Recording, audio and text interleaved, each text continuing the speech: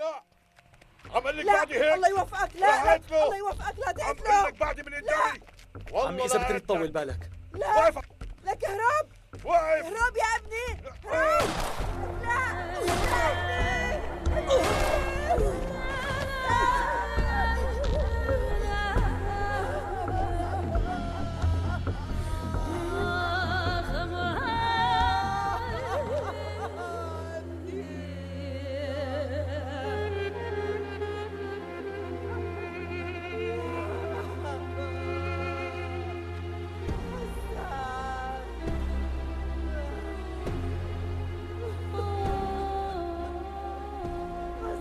أنا قلت لك إنه دم ابني ما رح يروح هيك. قلت لك حاخذ بتاري بيوم من الأيام.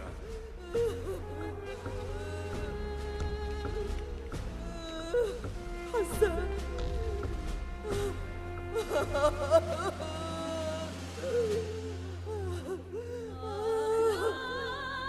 حسان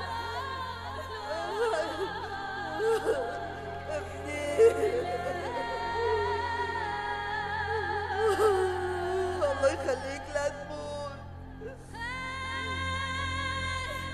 لا تروح وتتركني.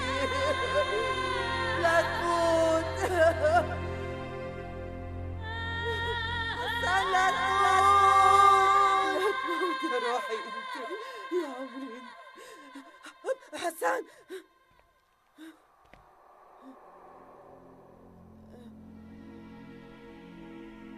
هذا أنت؟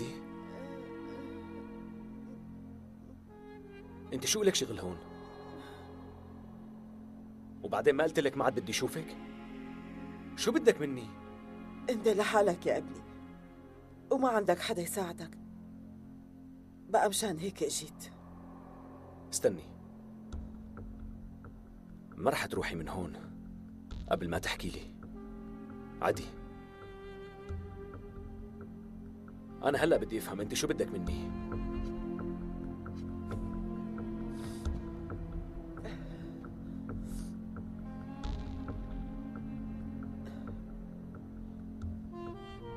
ليك يا ابني لا تعصب ايه.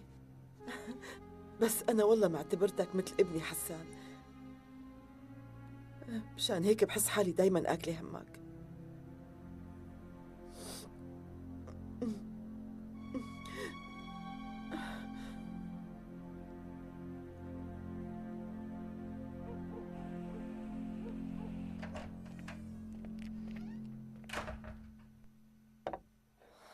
يعني لو بيصلحوا هالمولدة بقى، والله العتمة بتخوف. دكتور طارق، إذا بدك تسأليني عن وضعها فلساتها بمرحلة الخطر. شو في؟ ليش هيك عم تحكي معي؟ لو سمحتي ما بدي أكرر الشغلة أكتر من مرة، وغير هيك أنت بتعرفي الوضع وكل شي صاير. ايه بس أنا كنت ديالا بكفي، ما في نتيجة. هي اللي بعدتني عن زينب.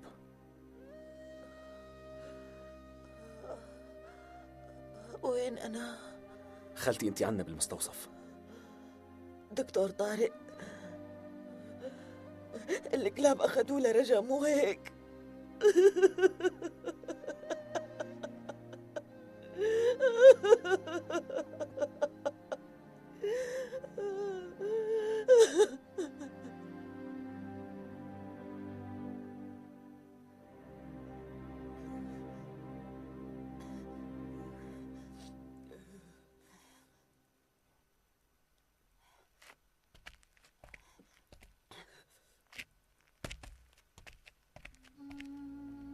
ليك ما بدي تضل خايف، وبدي تسمع الكلمة وما حدا بيساوي لك شي.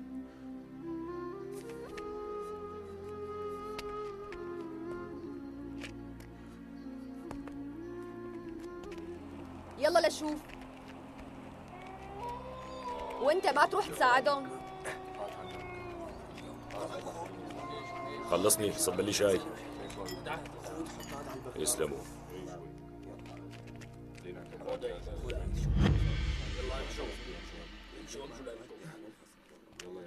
يلا يا رب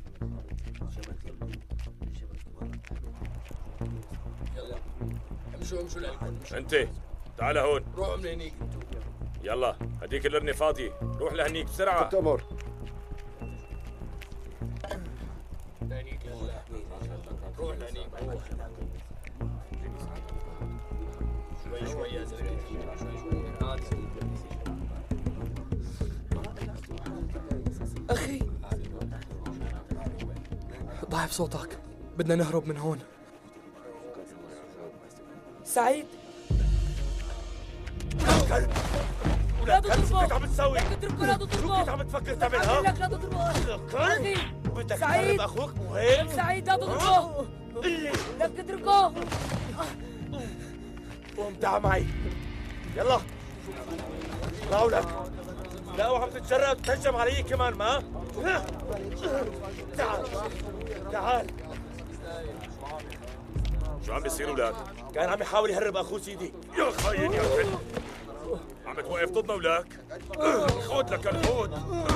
والله لربيك، لك انا بدي ربيكم وعلمكم يستاهل اشتغلوا هالكلب. خلوه عالم. يستاهل.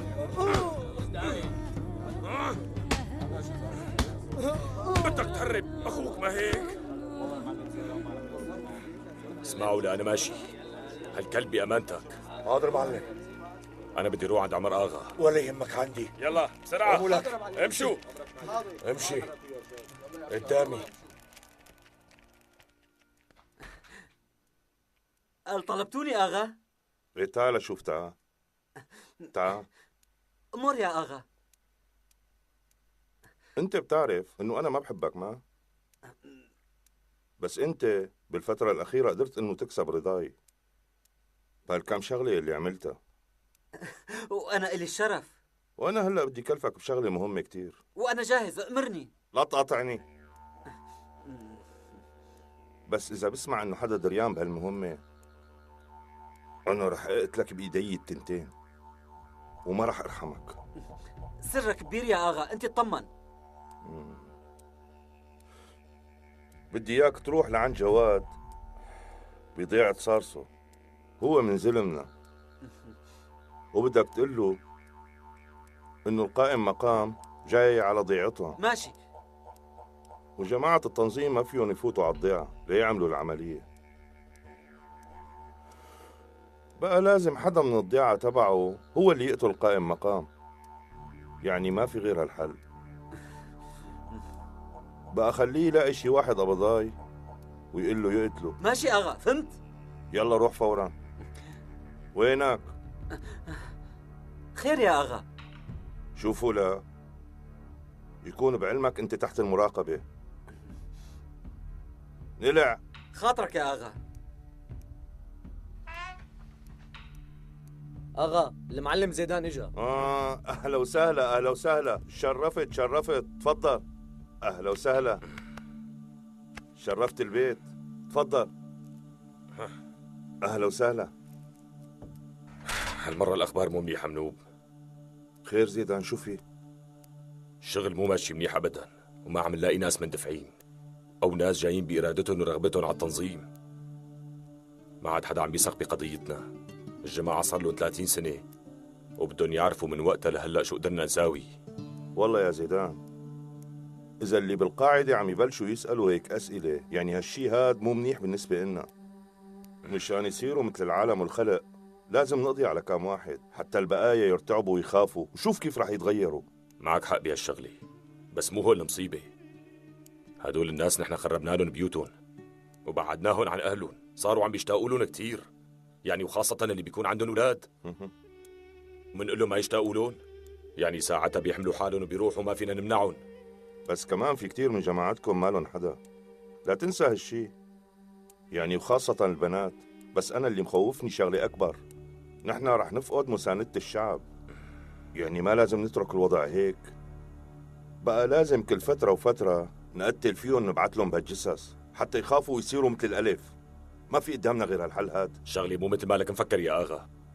ظروفنا بالجبل قاسية، يعني أكل ما في وبرد كتير والوضع صعب. عن جد ما بعرف شو عم بيصير. صايرين كتير عم بيكرهوا الجبل، كل واحد فيهم عم يدور على طريقة ليهرب. لا، ما دام هيك الوضع صار كتير سيء، ومتى ما فقدوا إيمانه ما عاد في قضية، ما عاد في حدا يدافع عنا أبدا. ليك أنا هلأ رح أقول إنه في عندي انتحاري منفذ عملية، وأكيد وقتها بينطبل فيها التلفزيون والإذاعات والمجلات كلها، وإذا رجعوا خافوا ممكن رجعنا مثل الأول.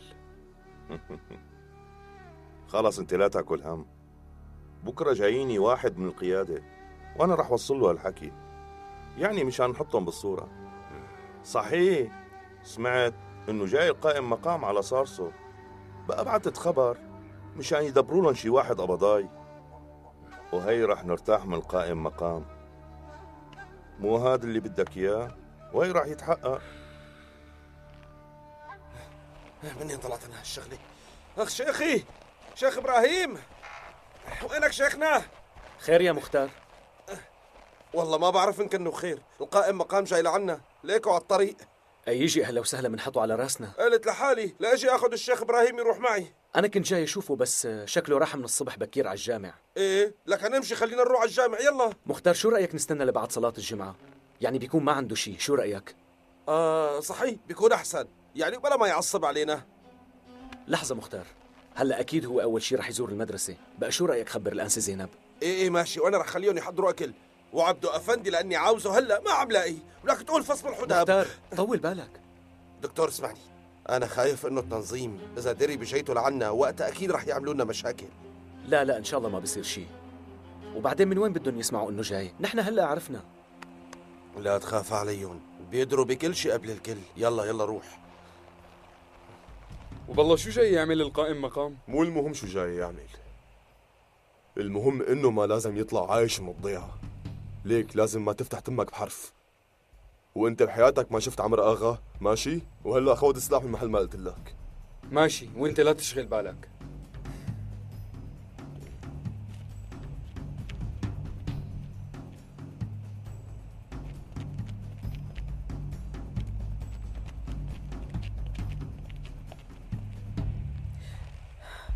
لازم انقذك يا نرمين، بس بالأول لازم لاقي طريقة لأنضم للتنظيم.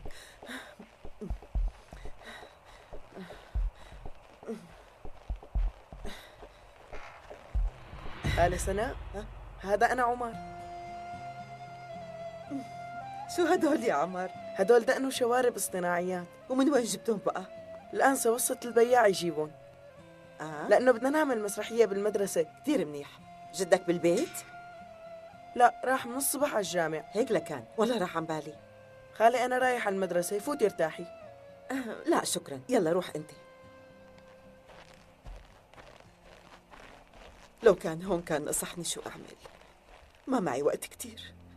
يا ربي شو أعمل، كيف بدي روح لعند عمر آغا؟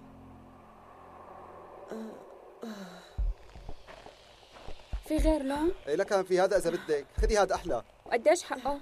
20 ليرة. باخده ب15. والله ما بيمشي الحال، ما بتوفي معي. يعطيك العافية. الله يعافيكي. اهلين خالتي سناء. سمعت انك جايب للآنسة شوارب ودقن عيرة. ايه صح؟ إذا في عندك بدي منهم. والله للأسف ما في، أعطيتها إياهم كلهم للآنسة. بسيطة. إذا بتستني يومين بجيب لك مثلهم. لا ما بيمشي الحال. بس يعني أنت شو بدك تساوي فيهم؟ ولا شيء، ما بدي ساوي فيهم شيء. شوفي هاد لونه ما. وهيك منكون خلصنا دروس اليوم، وهلا أول ما ترجعوا على البيت بدكم تكتبوا وظايفكم وتحفظوا الدروس، اتفقنا؟ اتفقنا آنسة. أنسة، أنا ممكن كون الجندي البطل؟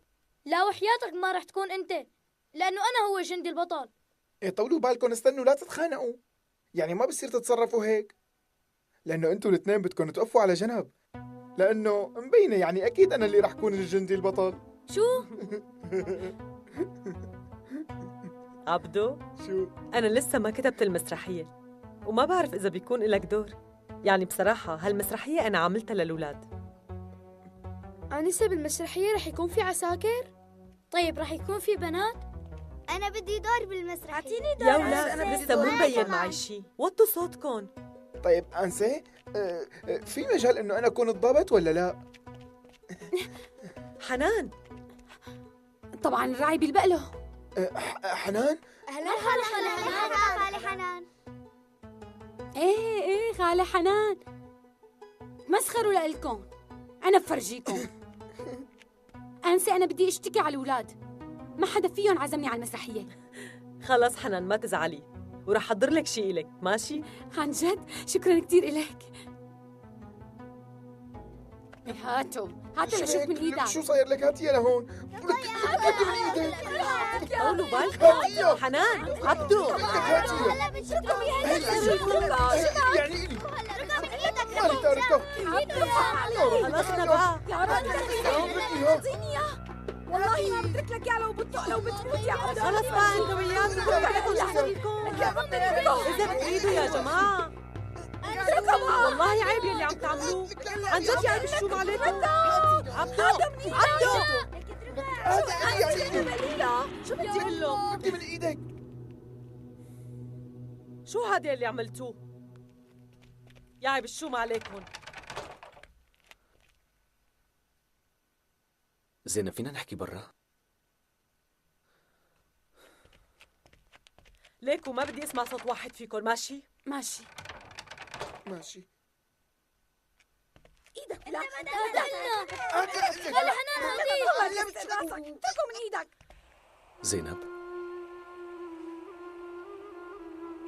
أنا عن جد ما بعرف شو بدي أقول لك. لو سمحتي اسمحي لي أوضح لك الموقف.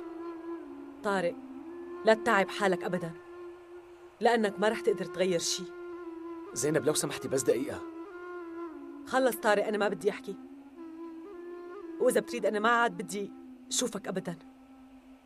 زينب، القائم مقام جاي على الضيعة، وأكيد رح يمر ويشوف المدرسة. يا آسف دقن والشوارب مو مبينين، كأنه حدا سرقهم. أنت شو عم تحكي؟ مين ممكن يسرقهم؟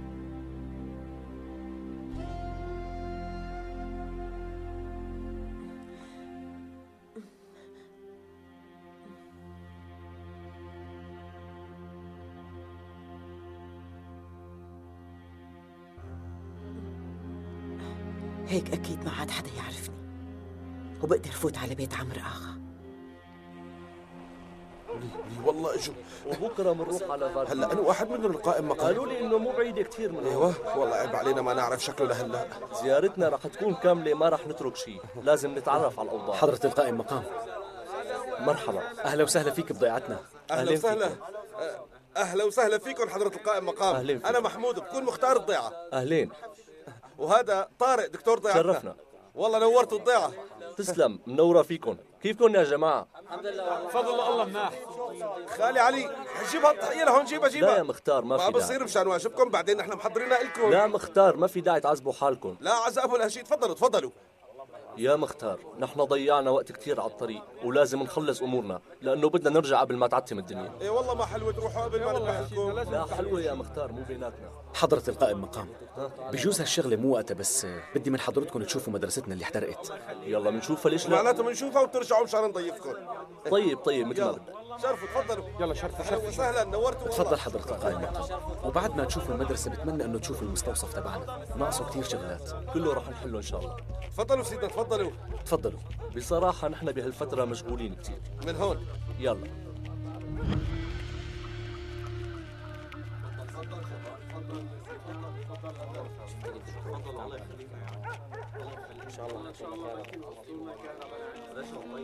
بجوز هي آخر مرة بشوفك فيها يا ابني. أنا رايحة لأنقذ أختك، دير بالك على حالك. إيه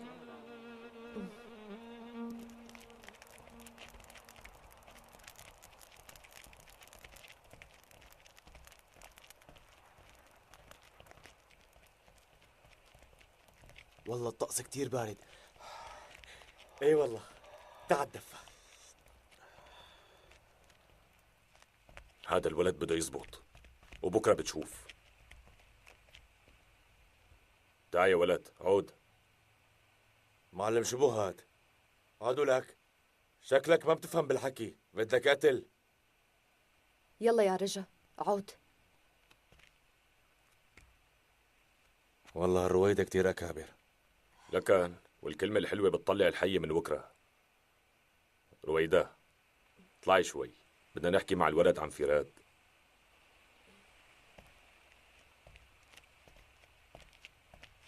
حضر لي حالك، بدنا نبعتك على التدريب. وبعد شي ساعتين رح يجي واحد وياخذك معه. شو هالحكي؟ تدريب شو هاد؟ تدريب شو برأيك؟ تدريب قتال. لحتى تصير مقاتل منيح وتعمل عمليات كبيرة لازم تتدرب. بس أنا ما بدي أكون إرهابي مثلكم. شو قلت؟ ها؟ عيد شو قلت؟ ما بدك تصير إرهابي؟ بدي أفهم مين اللي عم يعلمكم هالحكي؟ هذا أكيد حكي الآنسة. نحن مقاتلين مو إرهابيين. عم تفهموا لا؟ أنا بدي أدرس وأتعلم، يعني بدي أصير بني آدم. يعني نحن مو بني آدمين ولك؟ عود لشوف. أنتوا إرهابيين. خد لك هاد، والله ما كان ناقصني غيرك. اضربه لحتى يقول إنه نحن ما لنا إرهابيين. نحن هون بنقاتل بس، عم تفهموا لا؟ والله عيونك ما بني آدمين قال الكلب. لك خلاص عم بقول لك ما تحكي ولا كلمة. والله بدي افعصك فعص. خذ عم بقول لك. سمعان صوته للولد؟ والله بدهم ينهنهونا هنا مشان العملية الانتحارية. نحن معليش نصير انتحاريين، بس هن طبعا مو معليش. هن بينبسطوا وبيروقوا وما بتروح غير على الناس اللي مثلنا. واسترجف تحت امك بحرف واحد، اي والله بيموتوك. طبعا يا ويلو يلي بيوقف ضدهم، يعني بالحالتين انت رايحة عليك. اي والله الموت احسن من هالعيشه اللي عايشينها. اي والله. السلام عليكم. وعليكم السلام. وعليكم السلام، اهلين فيكم. اهلا وسهلا فيك حضرة القائم مقام. اهلين فيك يا انسه، تفضلي ارتاحي. ان شاء الله بتنذكر وما بتنعاد. ان شاء الله، وشكرا كثير لك. من شوي الدكتور فرجانا المدرسة. يعني شفتوا الوضع بعينكم، مو صفيان فيها شيء. ايه والله مع الاسف طبعا. بصراحة سيدي ضياطنا كثير بحاجة للمدرسة وبسرعة كمان. لا تشغلي بالك يا انسه، اول ما تتحسن الظروف رح نبنيها للمدرسة. طبعا ضروري. يعني مو معقولة ضيعة مثل ضيعتنا ما فيها مدرسة. ايه طبعا مو معقولة، مثل ما قلت لكم وعد مني اول ما تتحسن الظروف رح نبني المدرسة. مشان الجامعة يا مختار، ما رح تقول له عنه؟ ولك انت شو دخلك بالجامعة؟ انت لازم تقول له، ايه ما في غيره بالضيعة، بقى لازم تقول له يا مختار. والله اللي بيسمعك بيفكرك قايم قاعد بالجامع ما تطلع منه. اسكت، مالك علاقة بشغلي. لا إلنا علاقة يا مختار. وفي مشاكل بالجامعة حضرة القائم مقام. طيب ماشي، هلا منروح ومنشوفه. واصلا صار موعد الصلاة هلا، خلونا نروح نصلي. انا متوضي. طمني يا انسه، بوعدك انت وطلابك انه المدرسة رح تنبنى عن قريب. ما بتقصروا حضرة القائم مقام. شرفت بمعرفتك، يلا تفضلوا. تفضلوا سيدي. شرفوا سيدي شرفوا. تفضلوا سيدي. بعيد.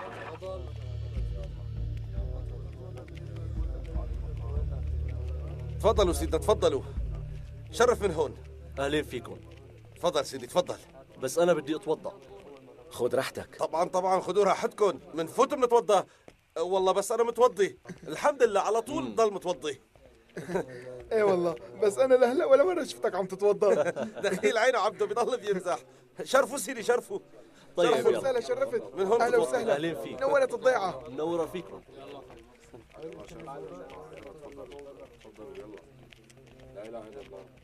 عن جد شكله مو متوضي بعمره. ايه بجوز يكون هيك. تفضل. يا اخواني الاعزاء، المسلمون خد المسلمون كالجسد الواحد. عندما اي عضو من اعضاء جسدنا اصيب بالام او ما شابه ذلك، تهب جميع الأعضاء لنجدته ويقومون بما يجب ليزيلوا الألم، لأنهم لا يعتبرون أن هذا العضو لا لزوم له أو يجب بتره. ونحن بما أننا إخوة في الإسلام فيجب أن نكون مثل الجسد الواحد، أي أن نكون إخوة بالأرض تماما مثل أجسادنا، ومتداخلين مع بعضنا مثل أعضائنا. ولكي نسعى إلى سلامتنا يجب أن نستمع إلى من يريد مصلحتنا، لا أن نعارضهم ونقف بوجههم، بل يجب علينا أن نطيع أوامرهم ونتوافق مع بعضنا البعض. لذلك علينا أن نتعاون من أجل أن نقضي على الفقر ونقضي على الانقسامات في مجتمعنا ونمد أيدينا إلى بعض، وهكذا ننجح. أما غير ذلك نكون قد أوصلناهم إلى أهدافهم. إن شاء الله ألف مبروك. سمعنا أنه حضرتكم ترفعتوا. إيه مزبوط، يسلموا. بصراحة عم نعاني من صعوبة تأمين عناصر، وحتى يقدر التنظيم يرجع مثل الأول لازم نعمل كم عملية. إذا بدكم نحن مننفذ أو أنتوا نفذوا نحن منتبنى، بس بدنا إياها تكون عملية يحكي فيها الإعلام بكل مجالاته. يعني عملية كبيرة كتير، وإذا ما كانت هيك ما بنستفاد شيء أبدا، ومنكون عملنا كل هالشيء على الفاضي. مو مشكلة، هي قصة سهلة. والله بصراحة أنا لقيت إنه هذا أحسن حل. يا سيدي إذا ساوينا ولا ما ساوينا عم يحكوا علينا، يحكوا على شيء مفيد أحسن. طول بالك، ما في داعي للتعصيب، نحن وراكن، يعني لا تاكل هم شيء. بس يعني معقولة عمر آغا يلي صار له آغا أكثر من 40 سنة يخلي واحد تركي يعالج له ابنه؟ عن جد كتير استغربت. هالكلام معقول يعني؟ لا يا معلم، الدكتور مانو تركي، هو مثلنا، وأصلا لو ما كان مثلنا. لك ليش هيك عم تعصب بسرعة؟ طول بالك، عم امزح معك يا زلمة، لك شبك؟ لا بهالشغلة ما في مزح أبدا، ويكون بعلمك إذا طلع تركي بقتله بخفي نهائيا وما بتفرق معي.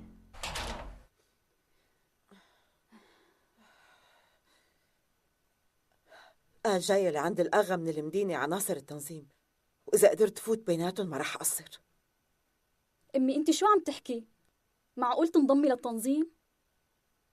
لكان بدك ياني أترك أختك بين إيديهم؟ مفكرة بهالسهولة تهربي شخص منهم؟ إيه والله بيقتلوكي فوراً.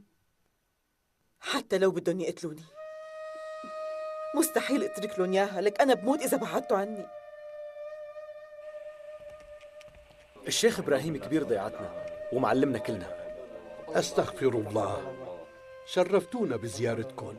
نحن اللي تشرفنا يا شيخنا. يا جماعة، هي أول مرة بيزور ضيعتنا قائم مقام، والحمد لله الله خلاني عايش لشوف قائم مقام مشرفنا بزيارته. صحيح، قديش حلو إنه نلتقي بممثل عن الدولة. ايه والله حق معك كثير. هذا بيسعدني، وأنا مبسوط كثير بشوفتكم. معكم حق، بجوز تجاهلناكم لفترة. المهم هلا انه نضل واقفين مع بعضنا. ايه نعم مزبوط، ومن اليوم ورايح رح نضل جنبكم ان شاء الله، ونحن معكم يا سيدنا. يخلينا ياكم سيادة القائم مقام. إن شاء الله يا سيادة القائم مقام، وكل أهالي ضيعتنا متعلقين بعلمنا وببلدنا وبديننا. حضرة القائم مقام، بصراحة سيدنا بدي أقول لكم إنه نحن بضيعتنا كان في مولدة كهرباء، بس هلا المولدة صار لها زمان وهي منزوعة سيدنا، وحاولنا إنه نشغلها، بس يعني أكيد خلص عمرها. يعني نتمنى إنه تسعولنا بوحدة جديدة. شو الحكي لك عبدو؟ هلا وقت المولدة. بعتذر بس يعني عبدو، ما في داعي لتعتذر، يعني ما بيصير ضيعة بلا كهرباء، مو هيك يا سيدي؟ طبعا طبعا، وانا بوعدكم انه نركب مولدة جديدة. فضلتوا سيدنا، فضلتوا. الله يخليكم اياكم. الله يخلوني، يشكروني، هذا واجبي. الله يحميكم هذا ويوفقكم يا سيدي. شو عم بيصير؟ لك يا لطيف، الله يلعنك يا خايف يا حقير، الله يلعنك. شو عليك؟ الله لا يردك. بسيطة، شكرا، أنا منيح. إيه الحمد لله، الحمد لله. أجيت على خير، الحمد لله. والله معناتها استخباراتهم فورا عرفوا إني جاي ودبروا واحد منشان يغتالون. إيه والله، هدول بكل قرنة لهم جماعة، وبيعرفوا كل شيء عم بيصير. هدول خواري يا سيدي. مزبوط سيدي، خواري يخرب بيت الله يديروا عليهم. خواري شايف يا سيدي، ما حدا فرق بيناتنا غيرهم، الله لا يوفقهم هالخونة. من اليوم ورايح ما عاد يقدروا. مزبوط، ما عاد يفرقونا. يلا عن إذنكم، انبسطت كثير بشوفتكم. يلا بخاطركم. الله معكم، الله معكم، شرفتوا. يلا ليش وقفت الشو؟ شيخ إبراهيم فيك شيء؟ لا ابني، أنا منيح، بس ما بعرف، كأنه داء نفسي شوي. بجوز أخذت برد. أبي كان عنده موسع للقصبات، رح جيب لك إياه. ايه يلا أنا ما بطول. تعال انت وياه، ديروا بالكم على الشيخ، بدي اروح ودع الزلمه. امي لا تروحي، لك والله هدول بيقتلوكي وما بتفرق معهم، هن مو اغبياء وما بينضحك عليهم. الله يخليكي، ما بدي اخسرك. اخ يا بنتي، اخ لو تعرفي قديش قلبي عم يتقطع من جوا، وقديش عم يحترق على اختك. انا ما بتفرق عندي لا موت ولا غيره، بس بدي اطلب منك اذا انا صار لي شيء لا تكملي، تروحي لعند اخوكي وتحكي له كل شيء، واني سويت المستحيل كرماله، وفضلت بعده عني مشان ما حدا يمس شعره منه. وبكفيني إنه يجي يزورني على قبري. صدقيني رح أنبسط.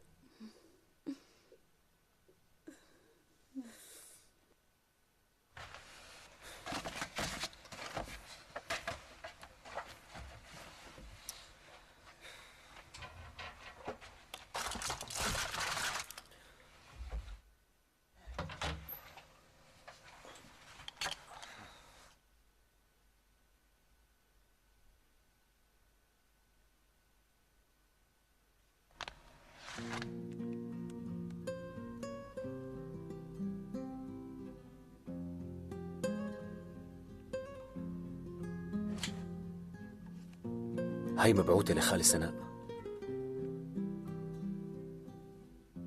بس يا ترى ليش لحتى أمي تكتب لها رسالة؟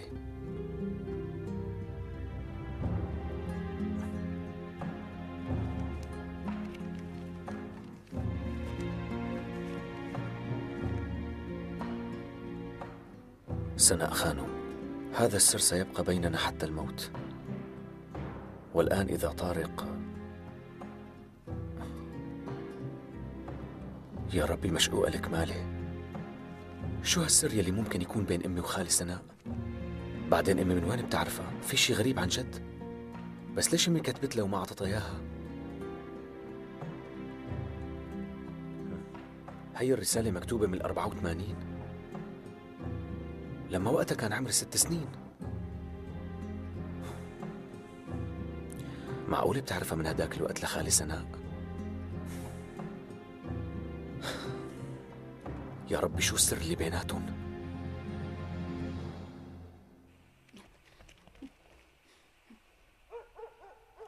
أمي كأنه ما في حدا جاي. لا تخافي، هلأ بيجوا، ما عنا حل غير إنه نستناهم. كيف بدك تروحي لعندهم تعدي بيناتهم؟ مفكرة ما رح يعرفوكي؟ ليكي هلأ متى ما حطيته على وشي إن شاء الله ما حدا بيعرفني. أمي شو هدول؟ والله كل اللي عم تعمليه غلط. طيب قليلي، حسبتي حساب إذا الآغا عرفك؟ خلص شو بدي أعمل؟ مجبورة على هالشي. هذا هو عمرو آغا، وعمرو آغا هو رمز شغلنا من 30 سنة ولهلأ. وفيني أقول إنه أحسن النتائج اللي أخذناها كانت عن طريقه وبسببه هو. وكان رجل متدين، بس نحن حطينا عنده إمام مزيف وعذبنا كتير حتى خليناه يتعلم الظلم وقساوة القلب. وبعدين صرنا نقنعه ونقول له إنه هو بشكل المرتبة الثانية بكل شيء بالدولة، ونجحنا بهالشغلة طبعا، وقلبنا له عقله حتى إنه هو هلأ قدران يقتل دكتور تركي وبكل بساطة كمان. تعال نشوف. يلا حبيبي يزن، صار لازم تروح على البيت. سلم لي على أبوك. إيه؟ ماشي دكتور، وأنا بتشكرك على كل شيء. بس عمر آغا عزمك لعنده يا دكتور. عازمني؟ إيه، أنا بعتذر ما فيني، في عندي مرضى كتير. بس الآغا أمرني ما أجي من دونك.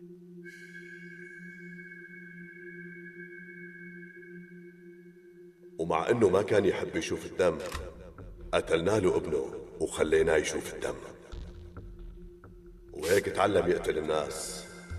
كان بحاجة لتاريخ جديد بحياته، قام نحن ألفنا له تاريخ أسطوري، وطبعا كله مأخوذ من الإسلام، وخليناه يحضر حاله لأي حرب بين الأتراك والأكراد، وهو هلأ بانتظار الحرب.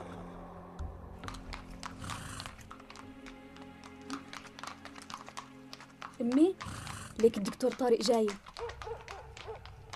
غريب، شو جابه لهون؟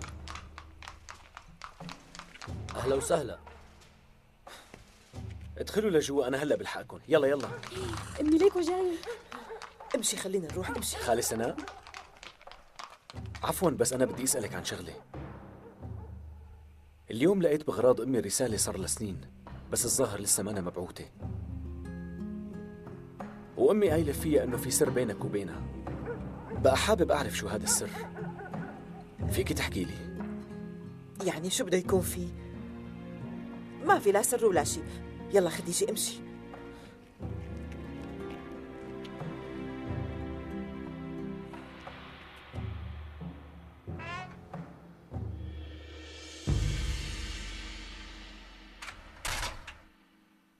دكتور؟ يا أهلا يا أهلا وسهلا يا أهلا، شرفت. تعال عندي أهلا وسهلا حبيبي. فيك، تعال والله حبيب شرفت يا أمك. دكتور. الله يحميك. أهلا وسهلا بابني السبع، تعال عندي لتشوف. ها هيك رجعت مثل الأول. ما شاء الله ما شاء الله على هالوجه. خدي يا مرة. تعال عندي. تفضل. أهلا يا وسهلا حبيبي. أهلا وسهلا، تفضل. الحمد شرف لله اللي لجوا، الله والله شفاك. نورت الضيعة. أهلا وسهلا فيك يا دكتور. تسلم. والله شرفتنا بجيتك، تفضل ارتاح.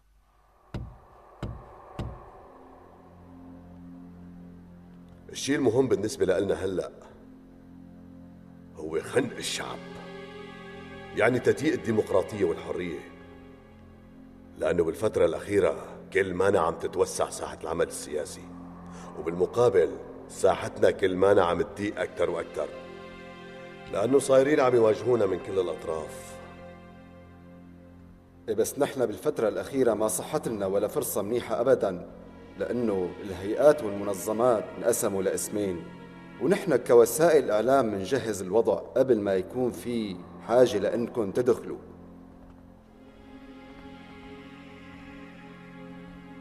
وهلأ خلوني أعرفكم بعضونا الجديد.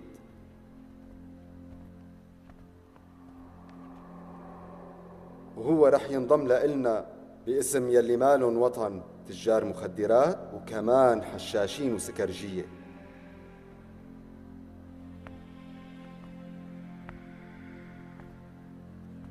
والله يا جماعة المجلس الأعلى مستغرب كتير إنه كيف أنتوا لهلا ما قدرتوا تهيئوا شيء.